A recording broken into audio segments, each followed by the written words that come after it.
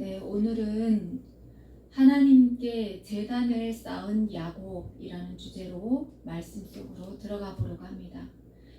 형 에서와 헤어진 야곱은 숫곳에서 자기를 위하여 집을 짓고 또 가축을 위해서 우릿간도 지어서 정착을 합니다.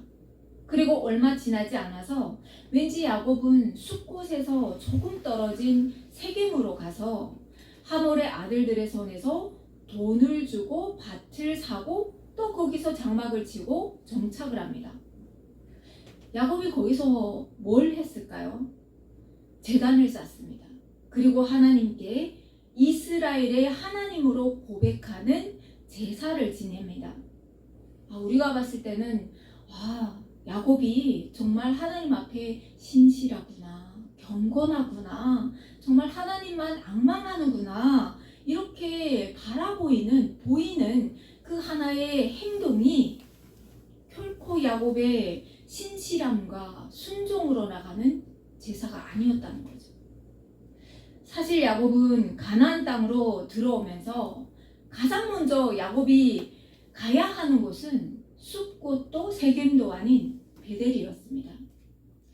베델은 야곱이 하나님께 나를 이곳으로 돌아오게 하시면 하나님을 나의 하나님으로 인정하며 또한 하나님께서 나에게 축복하신 모든 재물의 11조를 드리겠습니다 라고 선포했던 그런 자리죠.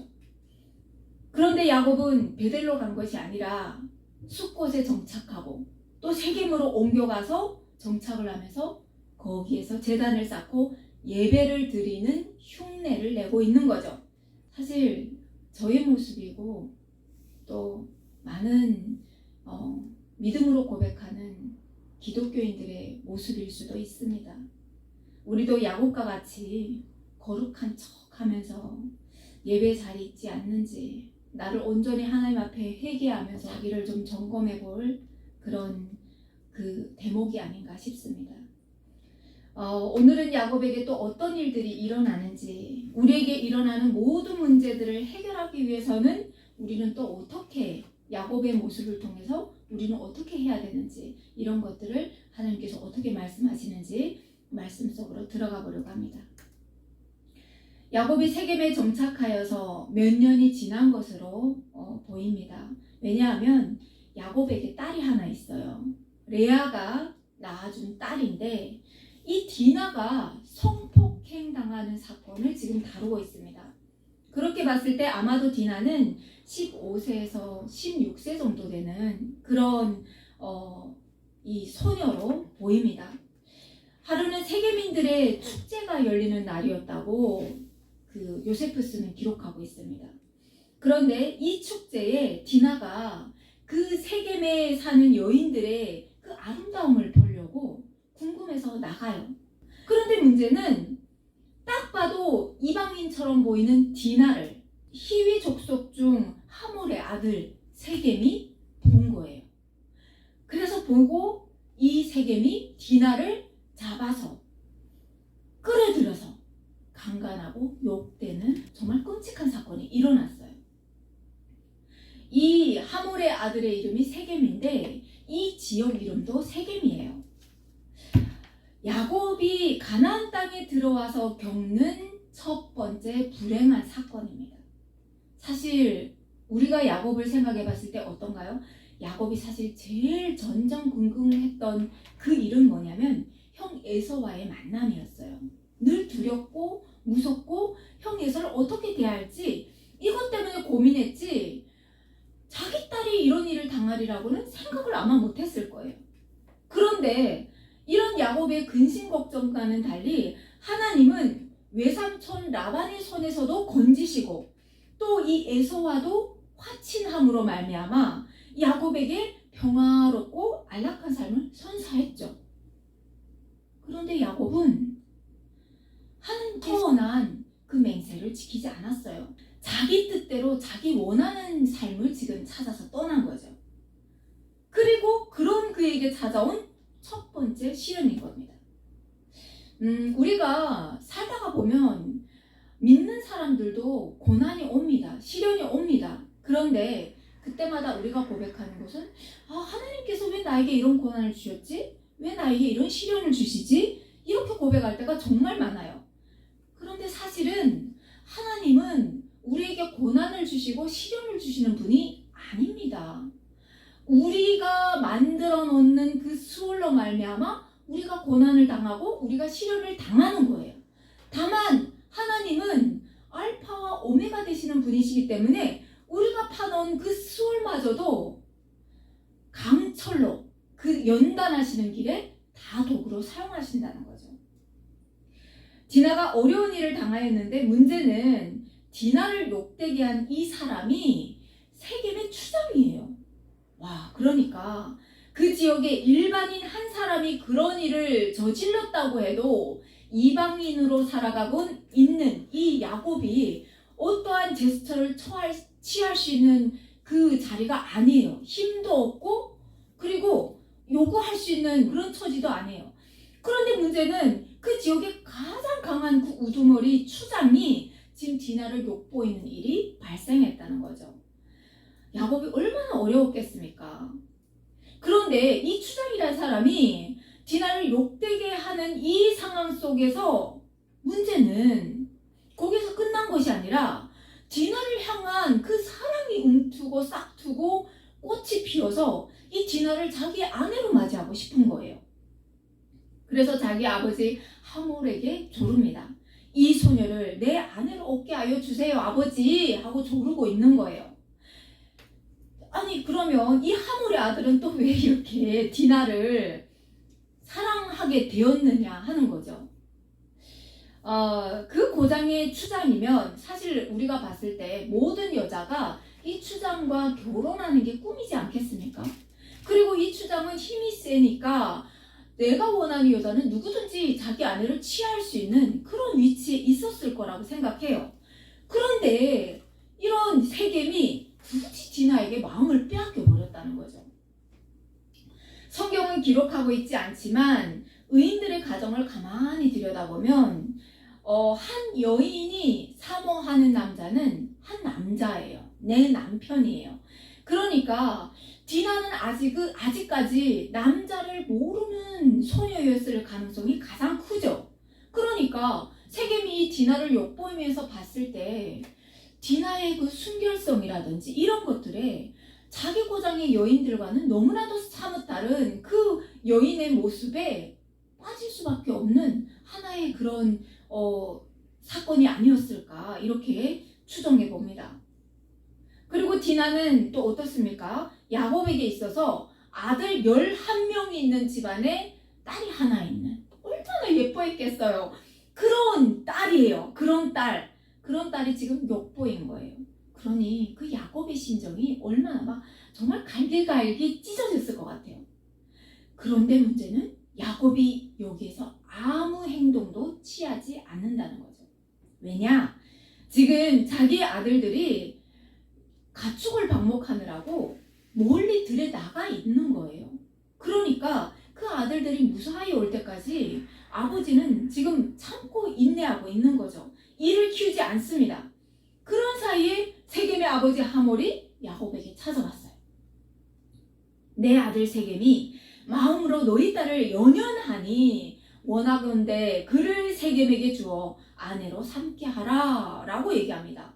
그러면서 너희가 우리와 통문하여서 너희 딸을 우리에게 주며 우리 딸을 너희가 데려가고 너희가 우리와 함께 거주하되 땅이 너희 앞에 있으니 여기 머물러 매매하고 여기서 기업을 삼으라 라면서 큰 인심을 쓰듯 지금 이렇게 야곱에게 얘기를 하죠.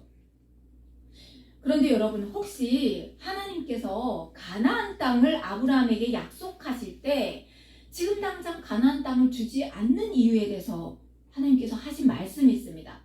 아모리 족속의 제약이 아직 가득 차지 않아서 지금 이 땅을 너에게 줄 수 없다라고 하셨던 그 말씀을 우리가 기억해 볼 때 지금 이 가나안 땅이란 말이죠. 가나안 땅. 그러니까 하나님께서 말씀하시는 이 아모리 족속의 제약에 대해서 우리가 무엇일까 하고 고민해 볼 때 물론 창조주 하나님을 모르고 살아가는 것이 가장 큰 죄악이죠. 가장 큰 제약이지만 또 로마서 1장 23절 24절 말씀에 보면 하나님께서 이렇게 말씀하십니다. 영원히 살아계시는 하나님을 섬기지 않고 오히려 썩어 없어질 사람이나 새나 짐승이나 기어다니는 동물 형상의 우상을 섬기고 있는 그런 그들의 마음을 하나님께서 진노하셔서 그 마음의 정욕대로 추잡하게 살도록 내버려뒀대요. 그러니까 하나님 한 분만을 경외하면서 살아가는 이 야곱의 집안에 가나안 사람들은 썩어 없어질 그 영혼도 없는 나무나 돌멩이를 쌓아놓고 우상 숭배하는 그런 민족이었다는 거죠. 그러니까 과연 그들과 통혼할 수 있겠습니까? 할 수 없는 위치예요. 그러니까 야곱은 이 힘이 센 초장의 아버지가 또 와서 간곡하게 요구를 하니까 그 딸을 내어준다는 말도 못하고, 그렇다고 해서 네가 어찌 감히 내 딸을 이렇게 했느냐 이렇게 말도 못하고 아주 정말 답답한 그 마음 가운데 지금 처해 있는 거죠. 한편 야곱의 아들들이 들에서 이 이야기를 들었습니다. 그리고 모두 화가 났지만 또한 근심이에요. 왜? 이 사건은 근본적으로 보았을 때 분노 표출 아니면 수치인 거예요. 그렇잖아요. 분노 표출이라는 것은 전쟁 아니면 가만히 있으면 그냥 부끄러움을 당하는 그냥 수치인 거예요. 이런 상황에서 어찌 보면 하몰이 야곱을 찾아와서 자기 아들이 야곱 너의 딸을 이렇게 연연하니까 사모하니까 우리와 사돈 맺자 이렇게 얘기해 주는 것이 현상적으로 봤을 때는 어쩌면 야곱의 체면이 선은 하나의 행동처럼 보일 수도 있는 면목이죠. 세겜도 디나의 아버지와 그 오빠들에게 그러는 거예요. 나로 너희에게 은혜를 있게 하라. 너희가 내게 말하는 것은 내가 다 줄게. 이 소녀만 내게 주어서 아내가 되게 하라. 아무리 큰 혼수와 예물을 청할지라도 너희가 내게 말한 대로 줄게 라고 세겜도 지금 얘기하고 있습니다. 이 제스처가 과연 맞는 건가요? 자기의 잘못을 먼저 미안하다고 사과하는 것도 아니고 지금 힘으로 지금 누르는 세겜과 하몰의 그 모습을 우리가 볼 수 있죠. 그때 야곱의 아들들이 말합니다. 우리는 그렇게 하지 못하겠다. 할례 받지 아니한 사람에게 우리 누이를 줄 수 없다 라고 얘기합니다. 우리는 할례 받지 않은 너희들과 통혼하는 것이 우리의 수치다 이렇게 얘기를 합니다. 그러니까 이렇게 하면 허락할 수도 있다 라고 얘기합니다. 만일 당신들 중 남자들이 다 할례를 받고 우리와 같이 되면 당신이 말한 것처럼 우리 딸을 너희에게 주고 너희의 딸들도 우리가 받아들이고 통혼해서 우리가 너희와 한 민족이 될게 라고 얘기합니다. 그런데 지금 하몰과 세겜이 이 오빠들의 얘기를 듣더니 어떻게 생각하냐면요. 굉장히 좋게 생각합니다. 그래서 하몰과 세겜은 지체하지 않고 그 일을 행합니다. 세겜의 이런 행동을 성경은 세겜이 정말로 디나를 사랑했고 또한 그가 하몰의 집에서 가장 존귀한 자였기 때문에 가능했다라고도 기록하고 있습니다. 그러니까 세겜이 디나를 향한 그 열렬한 사모하는 마음이 진심이었던 것 같아요. 그런데 여기에 음모가 있습니다. 이 디나의 오빠들이 결코 이 이방인에게 자기 누이 동생을 줄 생각도 없고 그리고 그 분노를 참을 수가 없는 거예요. 그래서 그렇게 세겜과 이 하몰에게 이런 요구 조건을 들이대어서 그들이 만약 이것을 좋게 생각해서 다 할례를 받으면 그때 움직이지 못할 때 들어가서 이들을 다 도륙하려고 하는 무서운 음모를 지금 꾀하고 있었다는 거죠. 자, 이걸 아무것도 모르고 있는 세겜과 하몰은 성문을 출입하는 모든 남자에게 할례를 받게 합니다. 그리고 3일째 되는 날이 되었습니다. 우리는 모르지만 이 표피를 베는 것이 우리 여인들에게는 속하지 않다 보니까 그 아픔이 어느 정도인지 모르죠. 그런데 보면 3일째 되는 날이 가장 움직이기 어려운 때라고 해요. 꼼짝도 하지 못한대요. 그때 시므온과 레위가 레아의 아들들이에요. 레아의 소생이잖아요, 디나가. 그러니까 이 오빠들이 내 동생을 감히 건드렸어? 하면서 그때 자기 칼을 가지고 몰래 그 성읍을 기습하여 들어갑니다. 들어가가지고 움직이지 못하는 모든 남자들을 도륙하는 거예요. 다 죽이는 거예요. 그리고 그 남은 야곱의 아들들은 뒤따라 들어가면서 그 성읍의 물건과 가축들, 그들의 자녀와 그들의 아내들을 다 사로잡아 옵니다. 이 일은 결코 야곱과 상의된 일이 아니었습니다. 물론 야곱도 이 일을 어떻게 풀어갈지 얼마나 답답했겠습니까? 그렇지만 이렇게 잔인한 방법으로 해결될 거는 꿈에도 몰랐던 거예요. 야곱이 경악을 합니다. 경악을 합니다. 아, 큰일 났구나. 그러면서 시므온과 레위에게 이렇게 얘기합니다. 너희가 내게 화를 끼쳐 나로 하여금 이 땅의 주민 곧 가나안 족속과 브리스 족속에게 악취를 내게 하였다라고 얘기합니다. 이 말은 무슨 말인가 하면요, 야곱의 평판이 땅바닥에 떨어졌다는 거예요. 그러니까 온화하고 그리고 정말 보기에도 위험하지 않은 사람으로 보였기에 이 사람에게 땅도 팔고 이곳에 정착하게끔 했겠죠. 그런데 이 지금 시므온과 레위가 들어가서 다 도륙을 했으니까 가나안이라는 그 땅에 이 사람들 세겜 족속만 사는 것이 아니라 다른 족속도 살고 있었다는 거죠. 그러니까 그 사람들이 봤을 때 저 족속은 우리에게 위험한 족속이다 하면서 야곱을 향해 창과 칼을 겨누겠죠. 그러니까 정말 이렇게 위험한 상황은 야곱이 지금 상상도 못했던 거예요. 큰 화를 불러올 수도 있는 상황이 되었습니다. 자, 그래서 야곱이 그럽니다. 나와 내 집이 멸망하게 되었다 라고 지금 얘기하고 있습니다. 그런데 시므온과 레위는 이 심각성을 받아들이는 것이 아니라 오히려 이렇게 얘기합니다. 우리의 행동이 정당방위라고 주장하는 거예요. 그가 우리 누이를 창녀같이 대우함이 옳으나이까 라면서 아버지에게 지금 반항하는 거죠. 살면서 우리가 참 만나고 싶지 않은 일들을 만날 때가 있습니다. 그러면 그럴 때 우리는 이렇게 하는 것이 맞는 걸까요? 악을 악으로 갚는 것이 과연 하나님의 뜻이냐는 거죠. 하나님께서 로마서 12장에 이런 상황을 만났을 때 이렇게 말씀을 하십니다.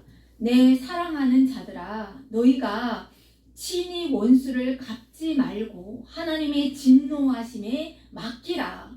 기록되었으되 원수 갚는 것이 내게 있으니 내가 갚으리라 라고 하나님께서 말씀하고 있습니다. 그러면서 내 원수가 줄이거든 목이고 목마르거든 마시게 하라. 그리함으로 내가 숯불을 그 머리에 쌓아놓으라. 악에게 지지 말고 선으로 악을 이기라 라고 하나님께서 말씀하시는 거예요. 그러니까 지금 이 시므온과 레위가 한 행동처럼 우리가 살아가는 그 신앙생활 속에서 믿음의 그 나그네 여정을 걷는 삶 속에서 우리가 만나는 그 어려움 속에서 시므온과 레위처럼 하지 말고 그것을 하나님 앞에 맡기라는 거예요. 야곱이 얼마나 바들바들 그 두려움에 떨었을지 느껴집니까? 그 위치에 있었다면 누구라도 야곱처럼 두려워서 떨었을 겁니다. 그런 야곱에게 하나님께서 그 밤에 말씀하십니다. 일어나 베델로 올라가서 거기 거주하며 내가 내 형 에서의 낯을 피하여 도망하던 때에 내게 나타났던 하나님께 거기서 제단을 쌓으라. 그때 하나님께서 지금 우리가 오늘 봉독한 그 말씀을 하시는 거예요. 누구도 야곱의 고난에 동참할 수 없는 그 어려운 시간들 속에 야곱을 찾아오셨던 하나님, 그 하나님께서 내가 너와 함께 있어서 내가 어디로 가든지 너를 지키며 너를 이끌어서 이 땅으로 돌아오게 할지라. 내가 내게 허락한 것을 다 이루기까지 너를 떠나지 아니하겠다고 하셨던 그 하나님께서 내가 평안히 하나님 집으로 돌아오게 하시면 여호와께서 나의 하나님이 되실 것입니다. 내가 기둥으로 삼은 이 돌이 하나님의 집이 될 것입니다. 하나님께서 내게 주신 모든 것에서 10분의 1을 내가 하나님께 반드시 드리겠습니다 했던 그 야곱의 맹세를 지금 그곳에 올라가서 지키라는 거예요. 하나님께서 지키라고 말씀하시는 겁니다. 그때야 야곱은 이 고난이 왜 시작되었고 내가 있어야 할 자리가 어디인지 그때 야곱은 돌아보게 됩니다. 야곱의 순종을 우리가 따라 배울 수 있는 점이 뭐냐면요, 좌로 우로 계속 넘어지고 어쩌면 이렇게 말도 안 들을까, 어쩌면 이렇게 자기 생각대로 움직일까 그러면서 우리의 모습도 보이는 그 야곱이 하나님께서 말씀하시는 즉각적으로 순종한다는 거죠. 야곱이 움직입니다. 집안 사람과 또 자기와 함께하는 모든 사람에게 명령합니다. 너희 중에 있는 이방 신상들을 버려라. 그리고 너희 자신을 정결하게 하고 또 너희의 의복을 바꾸어 입으라. 내 환난 날에 내게 응답하시며 내가 가는 길에서 나와 함께 하신 하나님께 올라가 거기서 내가 제단을 쌓으려 하노라 라고 얘기합니다. 이 말에, 이 명령에 누구도 감히 토를 달 수가 없습니다. 왜냐하면 그만큼 지금 위급한 상황이 된 거죠. 자, 야곱과 함께하는 모든 사람들이 자기들에게 있는 모든 이방 신상들과 또 자기 귀에 있는 귀고리들을 야곱에게 이렇게 줬다고 성경은 기록하고 있습니다. 그러니까 뭡니까? 하나님만 경외하는 그 야곱의 집에 지금 우상이 들어와 있는 거예요. 우상이 들어와 있는 거예요. 우리가 알다시피 라헬은 어떻게 했습니까? 아버지 집에서 나올 때 그 아버지 라반이 섬기던 그 우상을, 드라빔을 숨겨가지고 이 야곱의 집으로 들어온 거예요. 그러니까 라헬뿐만 아니라 지금 야곱의 집에 우상 단지가 있었다는 거예요. 그래서 야곱이 이렇게 얘기할 때 야곱과 함께하는 그 모든 사람들이 자기가 섬기는 그 우상 단지를 다 야곱에게 내주었다는 거예요.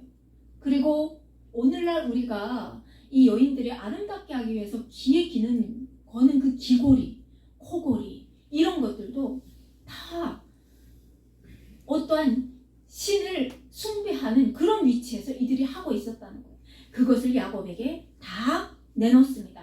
야곱이 그들에게서 받은 이 모든 우상과 신상과 또 귀고리들을 다 받아서 세겜 근처 상수리 나무 아래 묻습니다.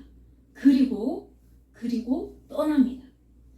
그때 하나님께서 어떤 일을 하십니까? 그때 하나님께서 어떤 일을 하시냐는 거죠.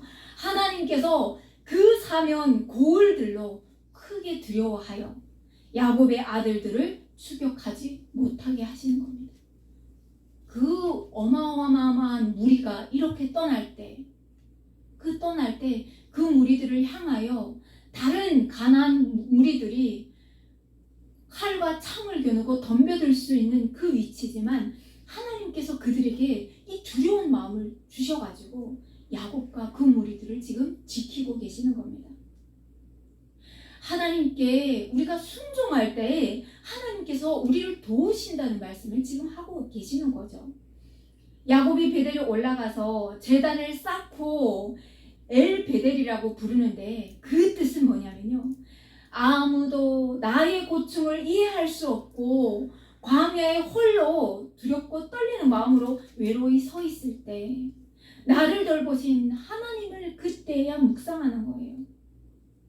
베델의 원래 이름은, 그 고장의 이름은 루스였습니다. 루스. 그런데 야곱이 거기에서 하나님을 영접하잖아요. 내 조상에게만 듣던 그 하나님, 아브라함으로부터 들었고 아버지 이삭으로부터 들었던 그 하나님께서 나를 찾아오셔가지고 집안에 대대로 약속하셨던 그 약속을 직접 말씀해 주셨던 그곳이잖아요. 그래서 야곱이 자기를 찾아오셔서 말씀하시고 또 여기까지 나를 지켜 보호하신 그 하나님을 묵상하면서 다시 한번 하나님의 집이라고 고백하고 있는 거죠. 그리고 그때 그곳에서 리브가의 유모 드보라가 죽었다고 성경은 기록하고 있습니다. 우리가 늘 궁금했던 대목이에요. 리브가는 야곱의 어머니잖아요. 야곱을 그토록 사랑했고 또 형 에서의 손으로부터 그 밧단 아람으로 피신시켰던 야곱을 사랑하는 그 어머니였어요. 그런데 리브가에 대한 그 어떠한 그 내용도 그 이후에는 기록되어 있지 않습니다.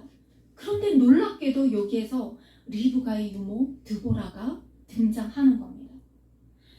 밧단 아람으로 야곱이 떠날 때 분명히 야곱은 혼자 떠났어요. 혼자 떠났고 혼자 베델에서 하나님을 영접했죠. 그랬던 야곱인데 지금 보니까 리브가의 유모가 야곱의 옆에 있는 거예요. 그와 함께 하다가 지금 죽었다고 기록하고 있는 겁니다. 리브가가 야곱을 떠나보내면서 한 말이 있습니다. 그게 뭐냐면 내 형의 분노가 풀려서 내가 자기에게 행한 것을 잊어버리거든.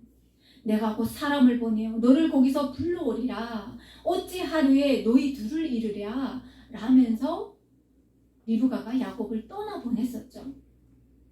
그런데 리브가가 사람을 보내왔다는 소식이 아무것도 없는데 지금 리브가의 유모가 등장하고 있는 거죠. 아마도 우리가 봤을 때 라반 외삼촌의 집에서 20년 동안 거주하는 동안 리브가의 어떠한 그 신상에 문제가 생기면서 이 유모가 야곱에게 온 것 같습니다. 그러면서 이 유모가 그때부터 야곱과 함께 이렇게 동행했던 것 같아요. 그러니까 야곱은 이 유모를 볼 때마다 어떤 생각이 들었을까요? 나의 어머니를 보는 것 같았겠죠. 그러면서 나의 어머니 사랑을 느끼고 또 리브가의 유모가 에서와 야곱을 같이 돌보지 않았겠습니까? 같이 키워줬던 그 유모가 지금 여기에서 죽은 거예요. 그러니까 야곱이 어머니의 생각과 함께 그 밀려오면서 리브가의 유모 드보라의 그 죽음을 엄청 슬퍼하면서 웁니다. 그러면서 그를 상수리 밑에 베델 아래에 있는 상수리 나무 밑에 장사하면서 그 나무 이름을 알론 바굿이라고 이렇게 명합니다. 그 뜻은 뭐냐면 통곡의 상수리 나무라는 뜻이에요. 그만큼 지금 야곱이 이 여인의 죽음을 슬퍼했다는 뜻이에요. 야곱이 밧단 아람에서 돌아오매라고 성경은 기록하고 있습니다. 지금 야곱이 숫곳에 머물다가 또 세겜에 정착하여 살았던 그 시간들은 하나님께서 인정하지 않은 시간들이었음을 우리가 직감할 수 있는 대목이죠. 그때 하나님께서 야곱에게 다시 나타나셔서 그를 축복해 주십니다. 어떤 축복일까요? 내 이름이 야곱이지만은 내 이름을 다시는 야곱이라 부르지 않겠고 이스라엘이 내 이름이 되리라 말씀하십니다. 그러면서 나는 전능한 하나님이라 생육하며 번성하라. 한 백성과 백성들의 총회가 내게서 나오고 양들이 내 허리에서 나오리라. 이런 말씀을 하십니다. 또한 내가 아브라함과 이삭에게 준 그 땅을 내게 주고 내가 내 후손에게도 그 땅을 주겠다.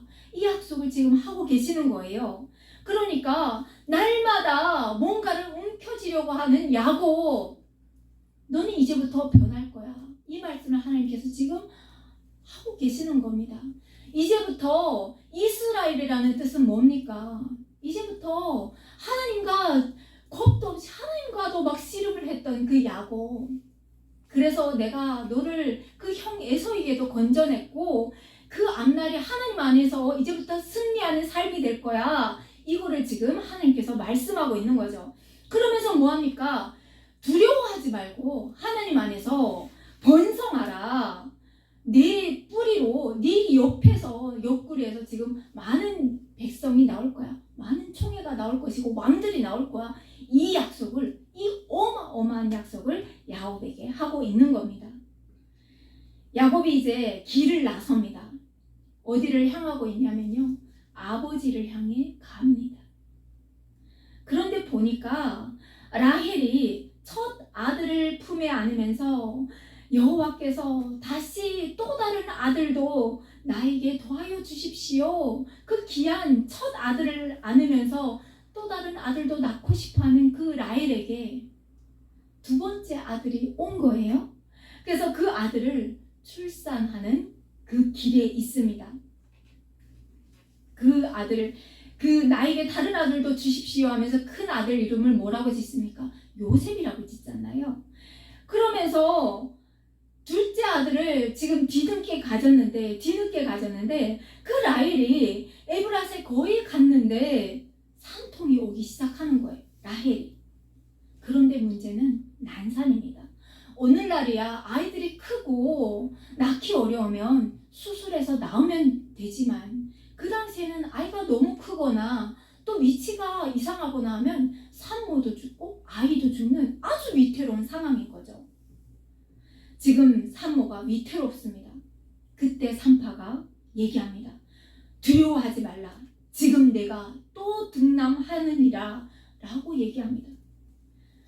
결국 라헬은 그렇게 낳고 싶었던 둘째 아들을 낳으면서 결국 그 생을 다합니다. 그러면서 그 혼이 떠날 때라고 성경은 기록하면서 그 아들의 이름을 베노니라고 불렀지만 야곱은 그 아들의 이름을 베냐민이라고 불렀습니다. 야곱을 생각해 보십시오.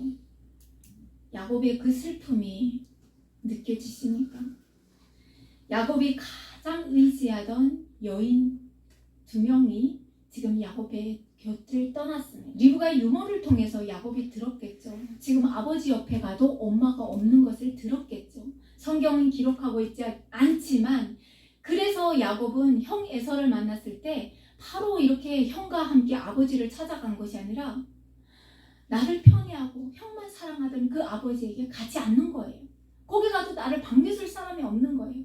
그러니까 숲곳에 정착하고 세겜에 정착하고 하면서 안 가려고 안간 힘을 쓰는 거예요. 두 발 두 손 다 들고 지금 안 가겠다고 버티는 거예요.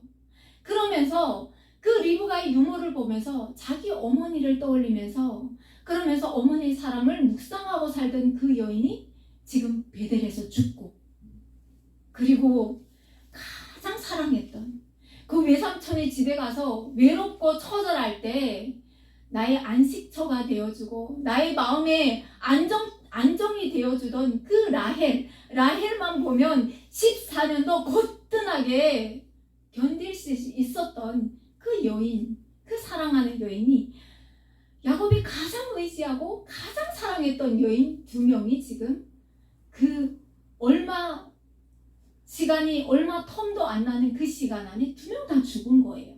그러니 그 야곱이 얼마나 슬프겠습니까? 정말 마음이 아팠을 것 같아요.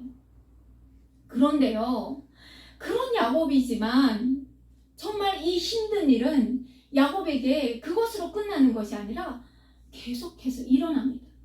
야곱의 장자 르우벤이 아버지가 이렇게 넋을 잃고 있는 그때에 아버지의 첩 빌하와 동침하는 폐륜을 저지릅니다. 지금 디나 사건에 시므온과 레위의 살인 행위에 또 자기 아들이 자기 첩과 동침하는 이런 한 건도 정말 버겁다고 생각할 이런 사건들이 야곱에게 끊이지 않고 지금 막 일어나고 있는 거예요. 야, 이 야곱이 어떻게 견뎠을까요? 야곱을 묵상할 때 나는 정말 견디기 어려울 것 같아요. 정말 버티기 어려울 것 같아요. 그런데 야곱은 꾸역꾸역 참으면서 기럇 아르바의 마므레로 가서 자기 아버지 이삭에게로 나갑니다. 한편 이삭은 어떨까요? 하나님께서 이 집에 대를 이을 사람은 에서가 아니라 야곱이야 이러면서 말씀하시고 결국에는 내가 주고 싶었던 그 마음대로 안 되고 결국에는 둘째 아들에게 그 축복 기도까지 다 넘어가는, 그래서 이 아들이 와야 이제 죽죠. 이 약속의 땅에 아들이 와야 죽죠. 그러니 이삭은 눈도 보이지 않는 장님이 되어서 20년이 넘도록 그 야곱을 기다리고 있는 겁니다. 얼마나 괴로웠겠습니까? 자기가 사랑하는 그 리브가도 없고 그런 처절히 혼자 남겨진 에서도 떠나고 없는 그 처절한 시간들 속에서 이삭이 지금 야곱을 기다리고 있는 겁니다. 이삭의 나이가 180세가 되었다고 성경은 기록하고 있습니다. 자기 열조에게 돌아가고 싶지만 돌아가지 못하고 있는 이삭에게 야곱이 드디어 나타났습니다. 자, 이삭이 이제는 마음 편히 야곱에게 모든 것을 넘겨주고 180세가 되어서야 자기 열조에게로 돌아갑니다. 오늘 말씀을 정리해 보겠습니다. 오늘도 야곱의 생을 보았습니다. 들으면서 여러분은 어떤 생각을 하셨습니까? 좌충우돌하면서 걸어가는 야곱을 보았을 겁니다. 그러면서 야곱을 보면서 또 야곱이 겪는 그 고난과 시련들을 보면서 때로는 우리가 겪는 시련과 고난도 떠올려 봤을 겁니다. 그렇지만 여러분 힘내시기 바랍니다. 우리가 하나님 앞에 온전히 설 때 하나님께서 야곱이 그 우상단지와 하나님 앞에 순종하지 않았던 그 시간들을 하나님 앞에 되돌리고 돌이키려고 했을 때 하나님께서 그 야곱을 적대시하면서 야곱을 쓰러뜨리려고 하는 그 무리들에게 두려움을 주어서 야곱을 지키시고 또 약속의 땅으로 인도하셨듯이 우리에게도 말씀하시는 거예요. 우리 마음에 삼고 있는 그 우상들을 다 내려놓으라고. 그리고 또한 우리 탈북민들에게는 또 어떤 사명이 있습니까? 북한에 복음을 들고 올라가야 하는 사명도 있죠. 그랬을 때 하나님께서 말씀하시는 겁니다. 이중적인 마음을 들고 가는 것이 아니라 온전히 하나님을 앙망할 때 우리가 만나는 그 모든 문제들로부터 하나님께서 굳건히 지켜주시고 결국에는 승리하게 하신다는 것을 보게 하시는 거죠.